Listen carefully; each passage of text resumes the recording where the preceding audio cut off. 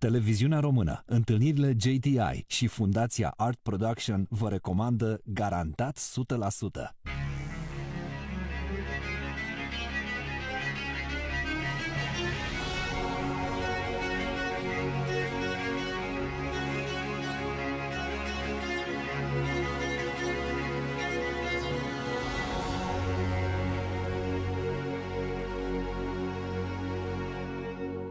Salutare, bine v-am regăsit la Garantat 100%. Invitatul nostru din seara asta este una dintre cele mai cunoscute personalități ale avangardei artistice mondiale din ultimii 50 de ani.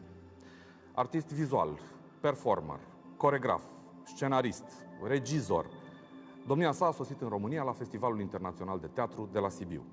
De menționat faptul că nu e pentru prima dată la noi în țară, domnia sa montând în 2014 Rinocerii de Eugen Ionescu, la un spectacol despre care s-a vorbit foarte mult la Teatrul Național de la Craiova. Doamnelor și domnilor, ce mai e de spus? Suntem onorați să-i spunem bun venit la Garantat 100% regizorului Robert Wilson.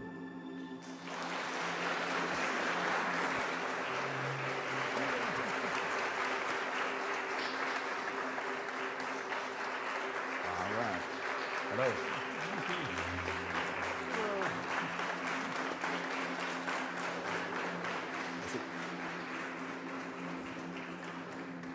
Okay.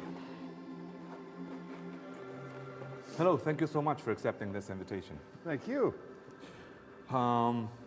Have you ever thought specifically about what you do, that this is avant-garde? I mean, you think like, well, all what I do is avant-garde?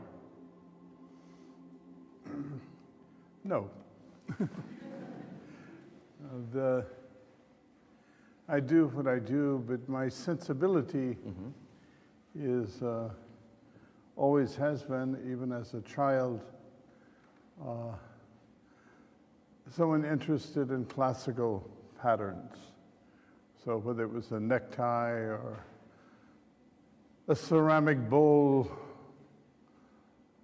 a building, or music, I was interested in classical patterns. And the classics are the only thing that will remain. So if we want to go into the future, we'll be the people who are discerning classical math, geometry, and architecture, and sculpture, and painting, etc. And Socrates said that the baby is born knowing everything, meaning all of the knowledge is within us when we're born, but the learning process is to uncover this knowledge that we are born knowing. And if we look at the Egyptians, we look at the Chinese, we look at the Mayans, we look at any culture from the past, we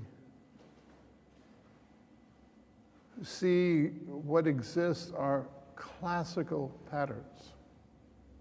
It's all the same mathematics that man is still discerning. But each generation, we have to rediscover the classics. And that's what we call the avant-garde. So years ago, I wrote an article about Donald Judd, the American sculptor. And he went to West Texas, and there were 2 army barracks, and he put 100 stainless steel cubes exactly the same size in one line through the 2 army barracks. And people said that it was very radical, they weren't sure if it was sculpture, and some people said, oh, it's very avant-garde in terms of sculpture. But I wrote an article soon after these 100 cubes had been placed and said, 500 years from now, I think they'll still be interesting because they're classical in form. It's like the pyramids. Look here in your country, the Brancusi endless column. Right. It's discerning classical architecture patterns, classical geometry. And one of the strongest statements of the 20th century, and maybe for a number of centuries, was that endless column that he built. Fully right. And it's but we have to rediscover the classics each time. And to me, that is what the avant-garde is. And I don't think about it so much. I just do what I do. Sir, whether you like it or not, you are an international cultural institution. And by the way, do you like it? I mean, do you like to be perceived as an institution? That's pretty terrifying, no? It's an institution. I'm from Waco, Texas. Right. So, my father came to see 2 of my plays only. He had never been to the theater. And he came to see the first one, and he said, "Son, not only is this sick, it's abnormal." So, no, I never thought about what I did as an artist or as a person living life was living life. And if I had gone to a school and studied what I'm now doing, theater primarily, I would never be directing plays the way I'm doing. I would never be doing what I'm doing. I started by, there was a young man who was black, Afro-American, never been to school, knew no words, and was deaf, and was going to be institutionalized, thought that he could not learn. And somehow I convinced a judge to let the boy to come stay with me. And I wrote my first works in the theater with Raymond Andrews. They were silent. They were based on observations of the boy's dreams he had. And he would see things that I didn't see because I was preoccupied in what I was hearing. I thought he was intelligent, perhaps highly intelligent. And it was obvious that he thought in terms of visual signs and signals. So if he was sitting here with the 2 of us, and he'd look out, he would see things with you sitting in the public. And he would notice things that I didn't see because I was preoccupied in these words. If I had gone to a drama school, I don't think that kind of thing would have happened. We learn by doing, and I learned by living life. You learn to walk by walking. So you often talk about inner feeling or inner feelings. You talk about a real interior world, a real universe. How would you describe as a visual artist and as a theater director what an inner feeling could be from your point of view? Well,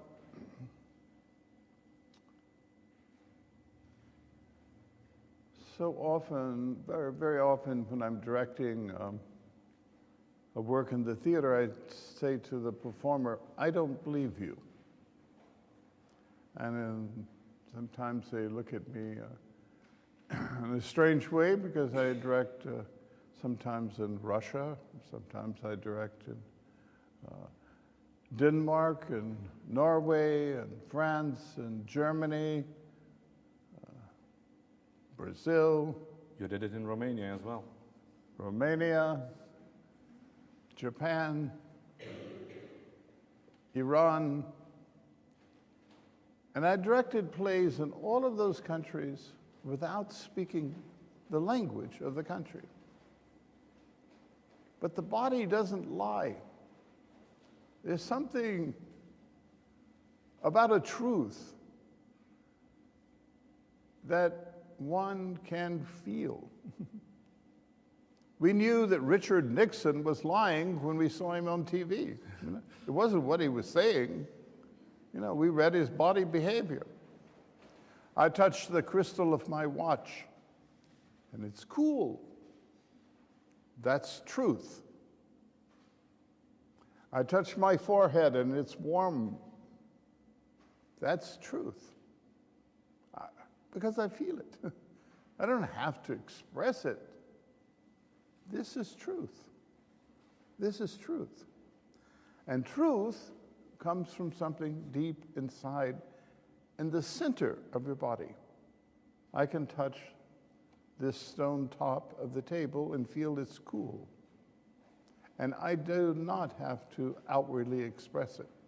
If I inwardly feel it and trust it, that is my expression. Or I can outwardly express it. The table is cool. My forehead is warm. You must pay the rent. I can't pay the rent.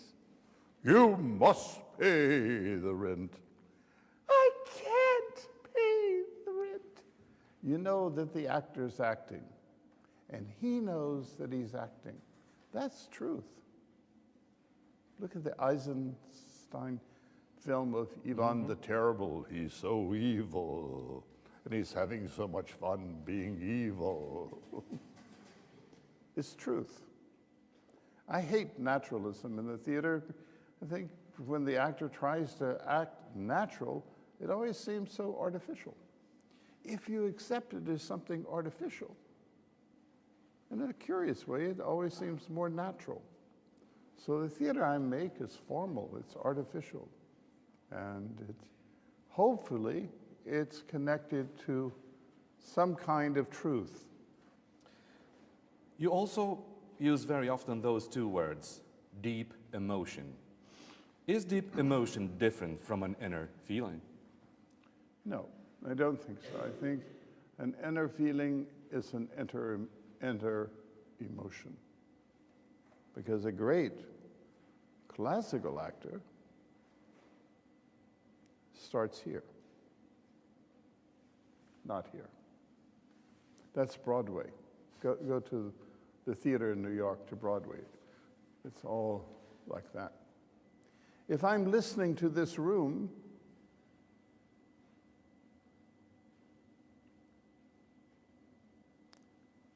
and I start to speak, the sound will just continue. If I'm not listening to the silence, and I start to speak, the line is broken. Go to the opera. 90% or more conductors will start the music. The line is broken. You cannot begin music. As John Cage said, there's no such thing as silence. As long as you're alive, there's sound. I hear myself breathing. I can hear my heartbeat. I hear someone walking in the back. And I speak. It's a continuation of sounds that are already there. They asked Albert Einstein once, they said, Mr. Einstein, can you repeat what you just said? He said, there's no need for me to repeat what I just said because it's all the same thought. It's a continuity. Sir, I will stick to this idea with your kind permission. If an anonymous director will say exactly the same words in front of a group of actors, the actors will say, this is nonsense. I want to be natural. If Robert Wilson comes and says this discourse, they will say, he must know what he's talking about. He's good, we'll do that.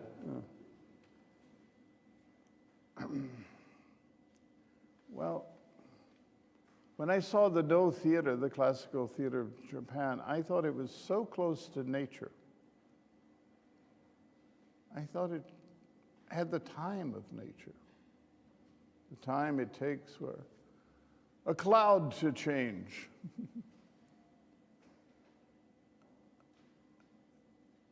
The way I could watch a tree. I just saw it walking through the park just before here. Look at the movement of that tree. How beautiful. That's nature. And to me, when I saw this totally artificial theater, the No Theater, it seemed closer to nature. And that's my early work. I always took a little more time to do things, or I speeded it up. And I did because there was time to think. And that's what's wonderful about being in nature, is that you have time to reflect and to think. So much of what we see today in the theater, and especially television, is dealing with the speeded up time. Right. So there's really not time to reflect or to think. And people say in my theater, Robert Wilson's theater, everyone moves slow. Right. So if I move slow and I think I'm moving slow, that's one thing. If I don't think about it, and I move slower than I normally do,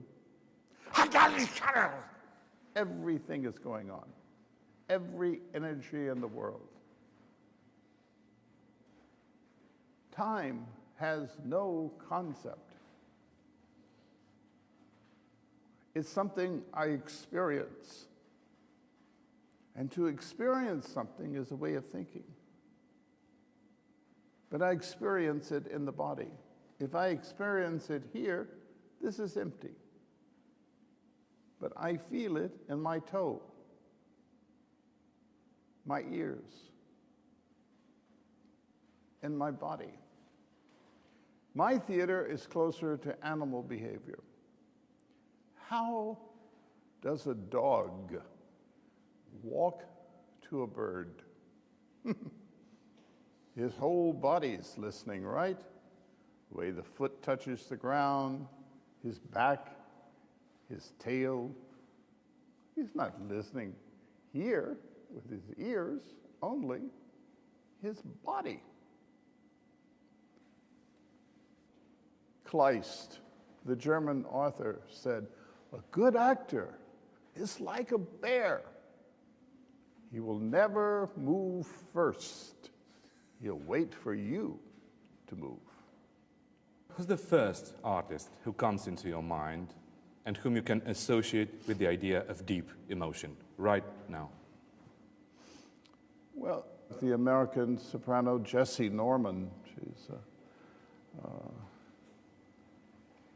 when I first saw her in the early 70s, there was a concert, and there were 5 singers sitting on stage waiting for the concert to begin.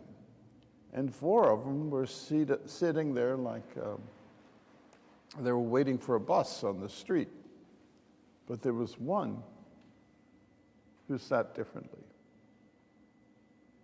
And then she stood up.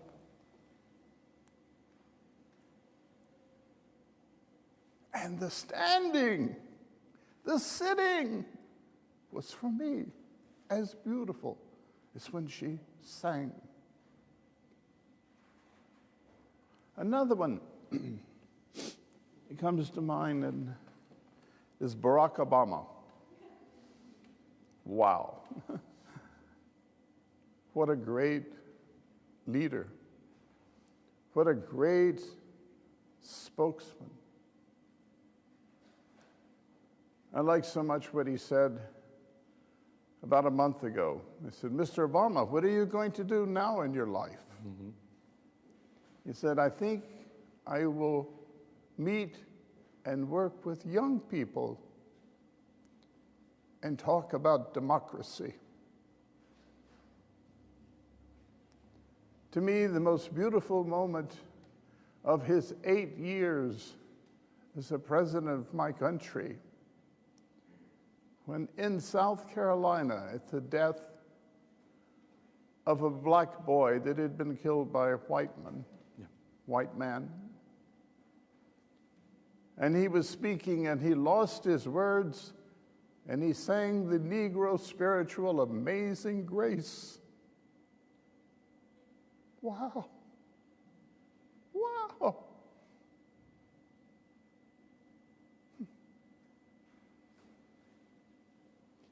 And this whole repertory of Negro spirituals, hundreds of songs that they sang as a way of living, like breathing. There is not one song that is negative. There is not one song that is a protest. It's all about hope. It all has a positive outlook. A race of people beaten, slaved, in chains, wrote music that was positive. See, that's the root of American music. You start with the spirituals, you go to the gospels, that's when it became entertainment. Later, blues, jazz, rock, rap. But you want to go back to the roots, you go back to the spirituals. Sir, will you allow me to ask a very personal question? Your father was the mayor of Waco, Texas. Yes. So inevitably, you were the child of a powerful man in that community. On the other hand, you said in a documentary, and I quote, "My father was always a little bit afraid of me." How could a powerful man be afraid of a child? Well, I think when I was about 4 years old, maybe 5, we had to,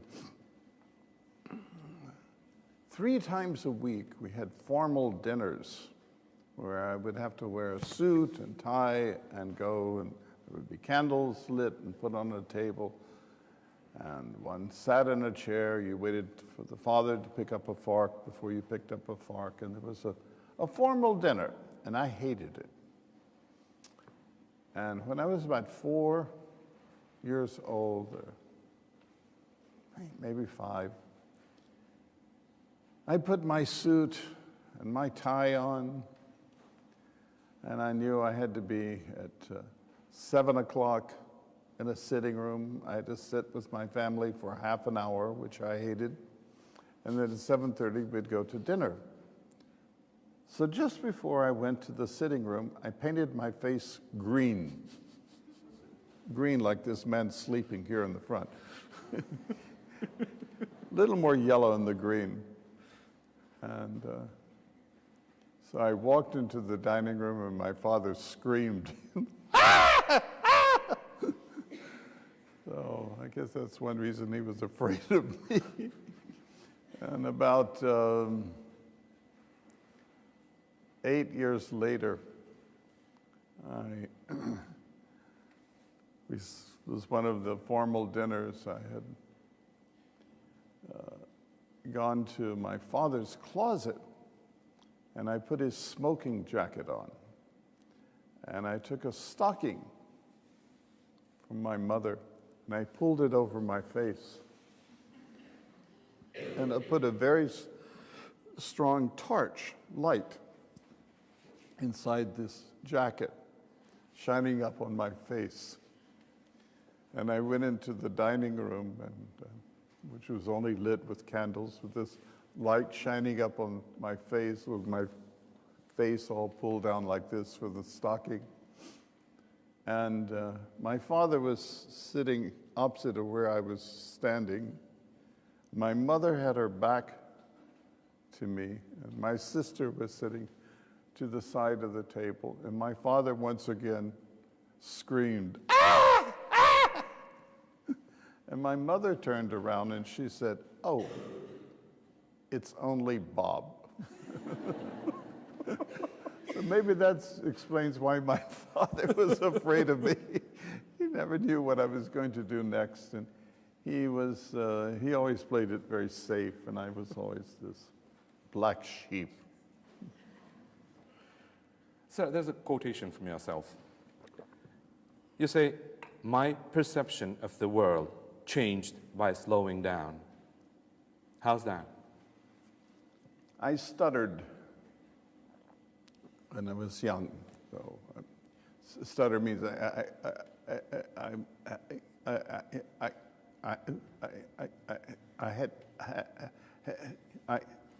had problems to speak fluently. And I met a woman, I guess I was 15 or 16, maybe 16. And she taught ballet, dance. But she had an innate sense of the body. And not just dance, but just a knowledge of the body. And she heard me stuttering. And she said, "Take more time to speak." And she said, "Slow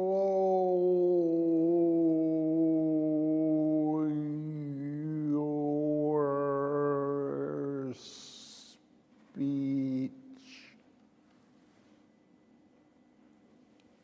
down." And I went home. And I closed the door to my room, and I began to do that. And it was amazing. Within 5 or 6 weeks, I was speaking fluently, more or less.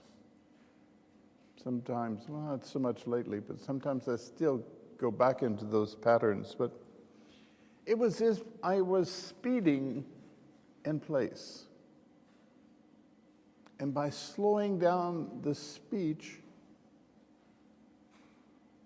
eventually I was able to speed it up.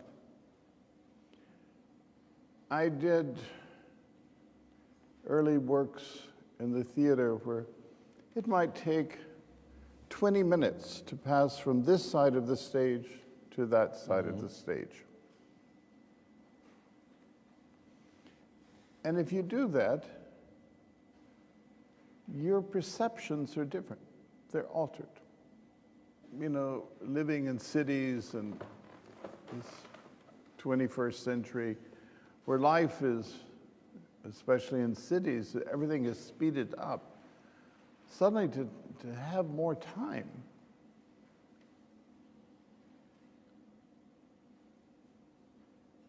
Go to the Broadway theater. Every play, without exception, every play,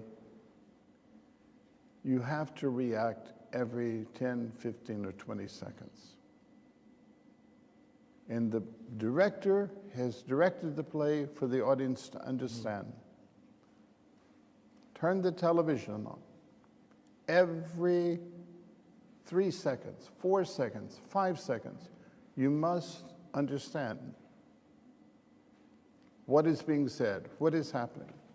Because they're afraid of losing the audience. It's okay to get lost. There's nothing to be afraid of.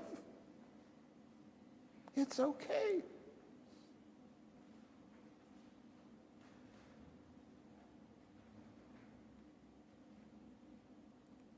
Give time for reflection.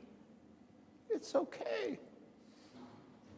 But the actor in a Broadway show, the director, they're so afraid they're going to lose the public that they have to keep adding on, getting quicker, and You have to understand, you have to understand, you have to understand, you have to understand, you have to understand, you have to understand, and then in the long run you don't understand anything. Yeah. The more space around anything, the more important it becomes.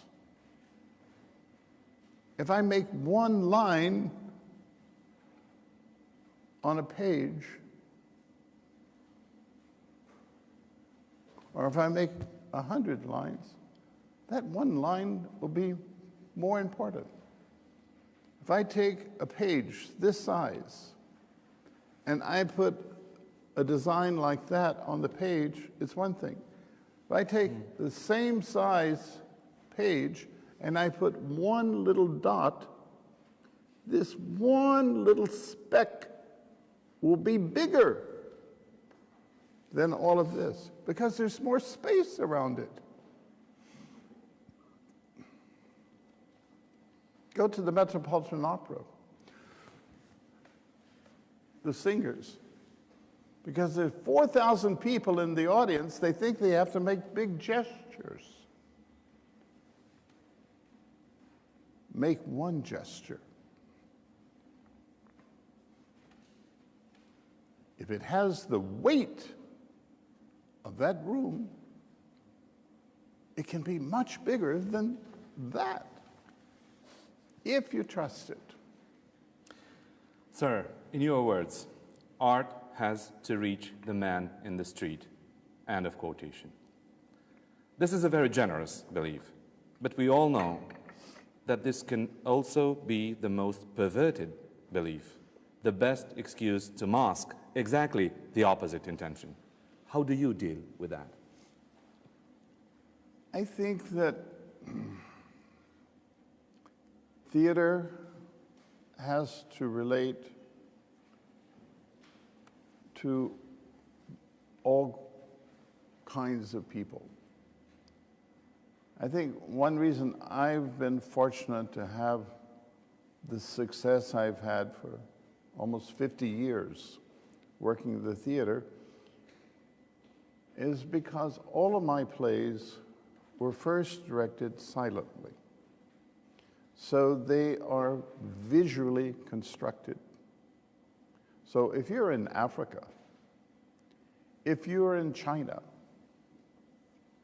if you're in Sao Paulo, if you're in Moscow, if you're in Craiova, and you don't speak the language, you can appreciate it on some level because the visual picture can relate to everyone.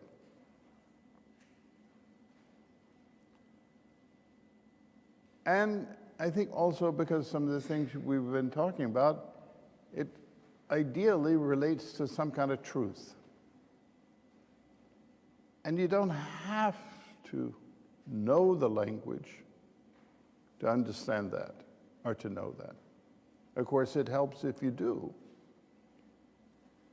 It's very important, I think, that all actors, whether you're Medea or you're Ivan the Terrible, you can perform for a child. There's a child there in the audience. So if you're telling a very dark story in the theater, think you're telling it to a child. And he's about to go to sleep. I'm going to tell you a story. It's a very, very dark story.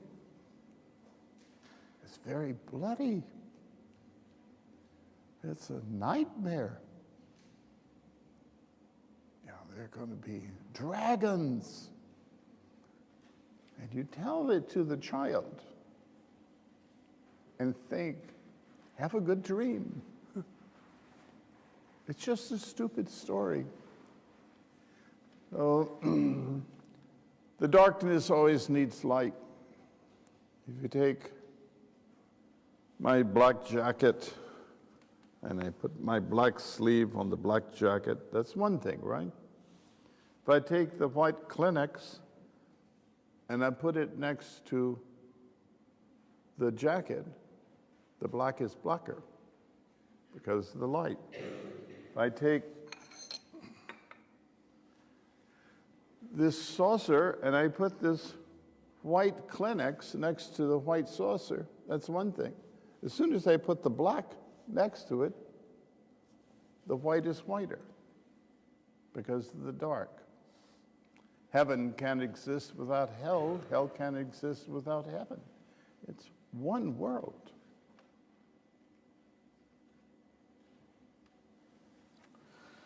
Sir, just to conclude our meeting, will you allow me to propose you an exercise? Sure. We did it last summer with your longtime collaborator, Philip Glass, exactly the same type of exercise. Please make a portrait in just one phrase for each of these names from a list of 10, okay? People you know, people you worked with. Tilda Swinton. She knows her body, she knows who she is. Whether it's a dress, she knows how to stand, she knows how to walk, because she knows herself. And she's unique. She's not like any other star. Jim Jarmusch. Jim has a great sense of humor, and he knows how to take a dark story and tell it with Tom Waits or something, so it makes you laugh a little bit, you know. Philip Glass. Philip Glass is amazing in that he alone in the 20th century invented a kind of music. And people all over the world have copied him. Go to anywhere in the world, you know, turn the TV on, I don't know, hear someone's cell phone or whatever. You'll hear a Phil Glass kind of music. Mikhail Baryshnikov. Misha is highly disciplined. He takes a risk. He was the most famous dancer of his generation in the world. And it didn't happen just by accident. He was highly, highly disciplined. When I worked with him first, I made a movement. I'm not a dancer, and I'm 75 and fat and whatever. So I got up and did something.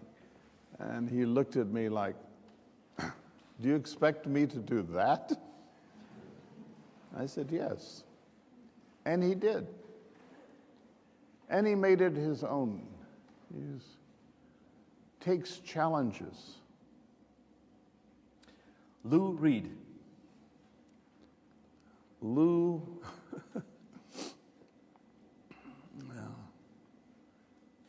this is typical of Lou Reed. I made a work with him in Hamburg, and it was the middle of June, and it was a freak of weather. There was a snowstorm, there was hailing, wind, cold, in the middle of June. And we did a press conference at 11 o'clock in the morning. And one of the journalists, I said, Mr. Reed, do you like Hamburg? Yeah, I like Hamburg. Why do you like Hamburg? Because I like the weather. Willem Dafoe. Oh, Willem can do anything. You know, he's a great classical actor. He can speak verse Shakespeare. He can be the villain. He played Jesus Christ. The range is enormous as an actor. He's a very slow learner, as I am, but he's highly, highly, highly disciplined.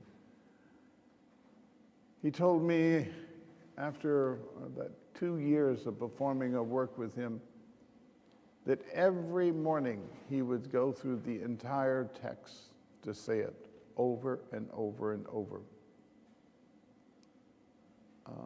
So it was something in his body that he could do, but he was relentless in rehearsing. Allen Ginsberg. Allen is one of the great poets, writers of my generation, or the generation ahead of me. He was a visionary. He was never afraid to stand up for causes that he believed in, whether they were political, social, and he could express the times in a way that he related to young people. It'll be one of the, I think, footnotes of the 20th century is his writing and his view of what was happening in the world at that time. He was a leader. Tom Waits. Tom, his great strength is irony. I did a musical with him called The Black Rider. And Tom wrote a song, the opening song, for the devil. And the devils came out and he sang, "Come along with the Black Rider. You'll have a gay old time. Take off your skin and dance around in your bones. I'm gonna drink your blood like wine." And we laughed. We felt good. And he knew what was behind those words. It's what made them exciting and fun. Worked at the same time with William Burroughs. And Burroughs, the same thing, you know. That's how the potato mashes. That's how the stock market crashes. That's how the cookie crumbles. And I heard the production some years later in Sweden. And the actors saying, "That's how the cookie crumbles. That's how the stock market crashes." It didn't work. It's the irony that's behind those words that gives them power. Laurie Anderson. Oh, Laurie is unique. She found her own vocabulary in terms of audio, musical world. And she's a visual artist as well as a composer. She's ageless. I'm going to honor Laurie this summer at the Watermill Center. It's a center I have for young and emerging artists, and we're going to honor her and her career. Laurie has a kind of light around her and about her that makes her very special. And last but not least, Lady Gaga. Gaga. Gaga is amazing. She's enormous range. Vocally, she can do anything. She's a classical pianist. She can play Mozart beautifully. She highly intelligent. She's visual, musical. I met her 5, 6 years ago. I was in New York for 2 days or 3 days, and she called and she said, "I heard you were in New York, and I'm in New York, and could we meet?" I'd never met her. And So I said, yes. And she said, when would you like to meet? And I said, tomorrow. I said, okay, what about 2 o'clock? That's fine. She said, can I come to you? And I said, sure. So she came to my apartment, and she had 10 bodyguards. And she came in, and we talked for about 2 hours, and then we decided it would be nice to do something together, but we had no idea what we would do. So I gave her my cell phone, and she gave me her cell phone. And I went to Europe, and 2 or 3 weeks later, she called and she said, hi, Bob, Gaga. I said, hi, Gaga. She said, can you tell me something about theater? And I said, yeah. I said, you know, the last thing you do on stage in a performance is the most important, last second. And the next most important is the first second. And sometimes if you get the last second right, they will forgive you for everything you've done all evening. Thank you, that's all I need to know. So she hung up the phone. 2 weeks later, she called, she said, hi, Bob, Gaga. I said, hi, Gaga. Can you tell me something else about theater? I said, sure. I said, the Broadway formula is that you must start strong and end big. Thank you, that's all I need to know. And then I saw her do her MTV award. And she asked me if I would come in and help her with the lighting. And I did, but I came at the end, and so it started, it was 2 minutes and 20 seconds, a song, a new song. Started with a close-up of her face with a big white collar. She looked like a nun. And pulled back, she was in a long white robe. And in these 2 minutes and 20 seconds, she changed her hair, her shoes, her makeup, her dress completely, 5 times. And the last 5 seconds, she's totally nude, no clothes, except 2 clamshells on her tits and another clamshell on her private part. So she said, how did I do? I said, you learned fast. You started strong and you end big. You got the last second and the first. She's smart. Thank you so much for accepting Thank this you. invitation, and good luck with all that you do. Okay, thank you. Robert Wilson, doamne și domnilor.